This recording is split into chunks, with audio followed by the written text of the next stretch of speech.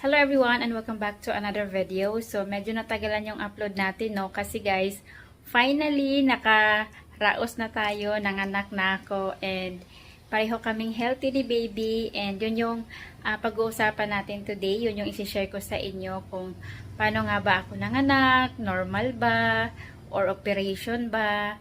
And then may mga nagtatanong din sa akin kung ano nga ba yung gender ng baby namin.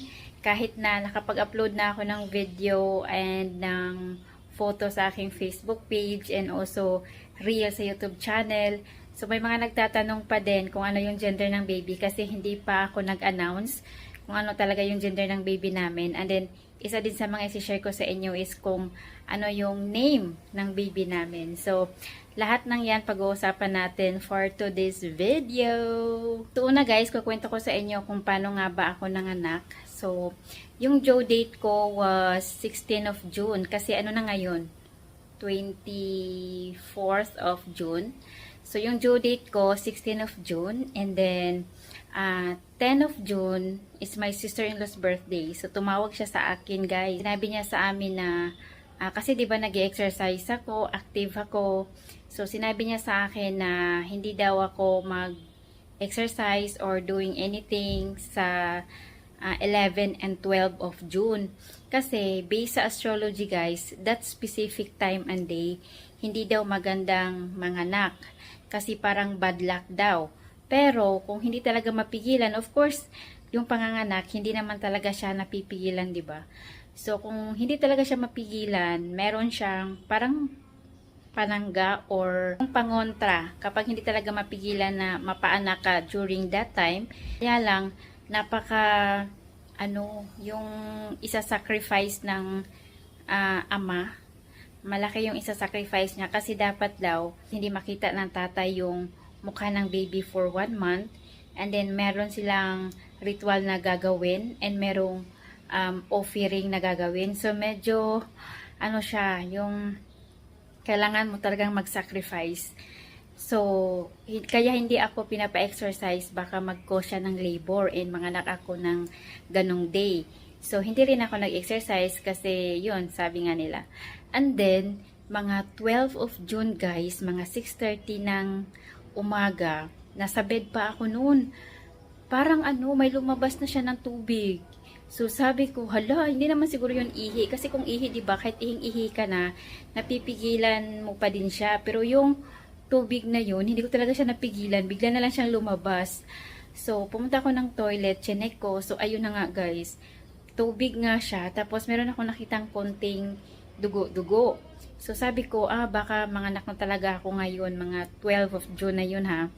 So, dahil nga sa parang nag-water discharge na ako, mga 7, pumunta na kami ng hospital. Kasi, diba, kung meron kang nadidiscover na iba sa katawan mo, dapat ipaalam mo sa doktor. So, nagpunta na kami doon sa doktor, mga 7. Tapos, yun, i-insert ko yung video kung yung nandun kami sa hospital, guys.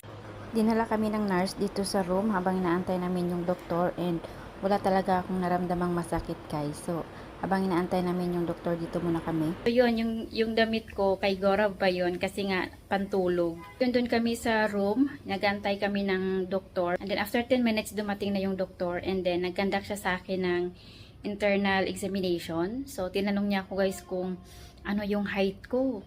So, sabi ko nasa mga 4'9" yata ako, ganun. So, sabi niya, okay. So, after nun, kinausap na niya kami ni Gorav. Kinausap kami ng doktor. Sabi niya sa amin na malaki yung chance na masiis daw ako kasi yung pelvis ko guys, maliit siya. Kasi nga, maliit akong babae. Meron siyang limit lang ng buka. So, hindi na siya lalaki pa. And then, sabi niya sa amin na dahil nga maliit ako, maliit yung pelvis, yung bones cannot support the head of the baby daw. So, malaki talaga yung chances na masiis ako. And take note guys, napalaki yung baby namin sa loob lang ng mga 2 weeks. Kasi, 2 weeks before ako manganak, di ba nagpa-ultrasound kami. Yung weight ng baby namin noon is 2.7 lang siya. Tapos, nung time na manganganak na ako, guys, nag 3.1 kilograms na siya, guys. So, medyo napalaki talaga yung baby. And that time, guys, hindi talaga ako nagli-labor. Wala akong pain na naramdaman. Lumabas lang yung tubig, and then yung dugo. Ganun. So, hindi talaga masakit yung tiyan ko. So, dahil nga din sa paniniwala nila na yung 11 and 12 is hindi siya magandang manganak. So, sinabi na ni Gorab doon sa doktor kung kung pwede ba ma-delay muna, ganon, habang inaantay din namin na sumakit talaga yung tiyan ko. So, sabi naman ng doktor, it's okay kasi pa lang naman daw, konting tubig lang naman daw yung lumabas. So, antayin din daw namin na sumakit, baka nga may possibility pa na mag-normal. So, sabi niya, uwi muna kami, maligo, kumain, ganon. And then, yun, umuwi ulit kami ng bahay. Kasi malapit lang din naman kami sa ospital, guys. So, ayan, guys. Umuwi kami ng bahay kasi, hindi nga sumakit yung tiyan ko. And, yun, may possibility nga na ma-CS ako kasi nga yung pelvis ko is cannot support the head of the baby. Kasi medyo malaki yung head ng baby daw. So, nakaposisyon na si baby, kaya lang yung pelvis ko nga, maliit siya. Hindi siya kaya. Kasi maliit ako na babae. Kaya pala tinanong ng doktor kung ano yung height ko kanina. Kasi nga, ayun, maliit nga siya. So, konti pa lang naman yung spotting. And, bukas babalik kami. Baka mag-normal. So, tingnan natin bukas. So, umuwi muna kami kasi hindi nga siya sumakit. Kaya, ayun, balik kami tomorrow. So, see you tomorrow and we'll update you.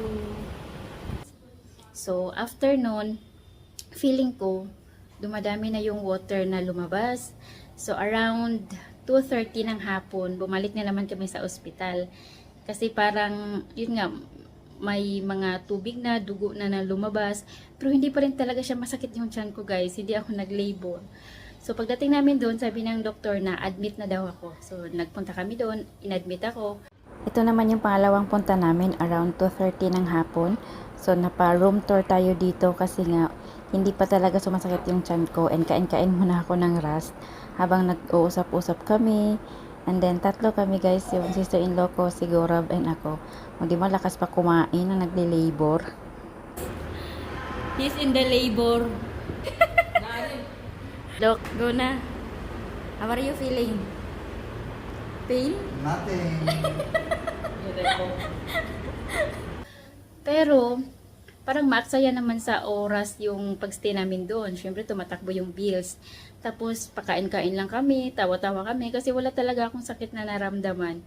So, that time, mga after 2 hours namin inaantay doon sa hospital, so, sinabi namin sa doktor kung pwede na naman pa kaming umuwi kasi naboboard kami doon, wala naman kaming ginagawa, di ba? So, sabi ng doktor, okay, pwede namang umuwi, tapos balik na lang daw kami.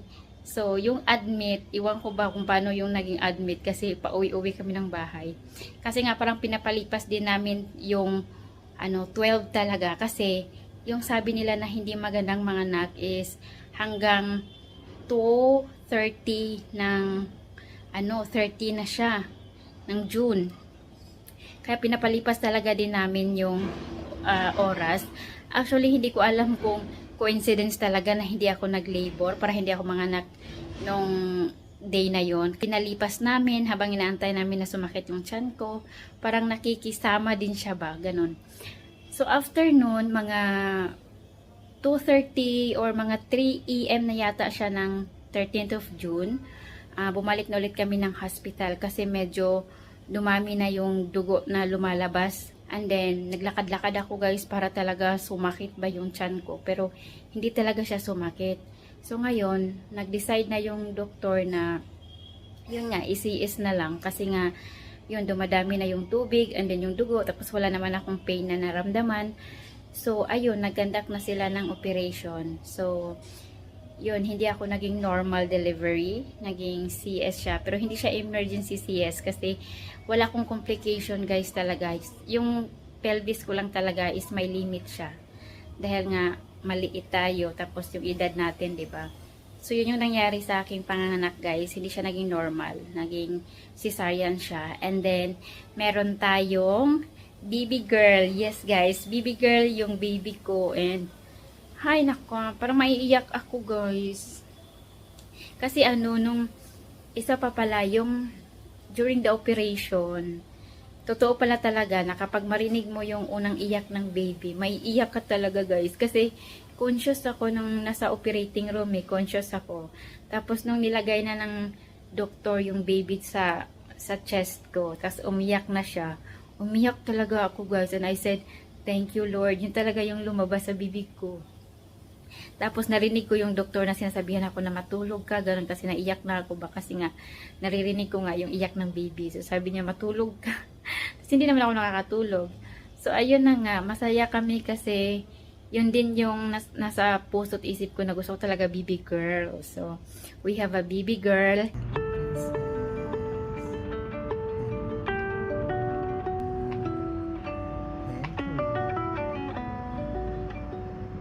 And then, yung last natin na i-reveal is yung name ng baby namin, guys. So, meron ng name yung baby namin.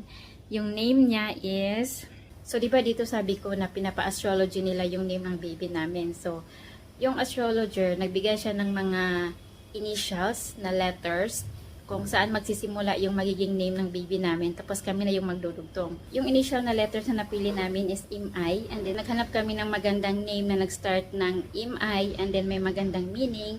So yung napili namin is Misha. Kasi Misha means everlasting happiness or something like that. So maganda yung meaning niya. And then sabi namin parang maiksi yung Misha lang. Kaya ginawa naming Mishika. So, the official name of our baby girl is Mishika. So, yan yung pangalan niya, guys. And, yung lovely name niya is Mishi, Misha, Mishu. So, yun yung magiging nickname niya. So, that's it, guys. That's all for today's video, yung ating birth vlog. So, yun yung nangyari sa aking panganganak. And, thank you so much for watching this. And, thank you sa lahat ng greetings, for all your congratulations, and I appreciate every one of you guys. So that's it for today, and thank you so much for watching.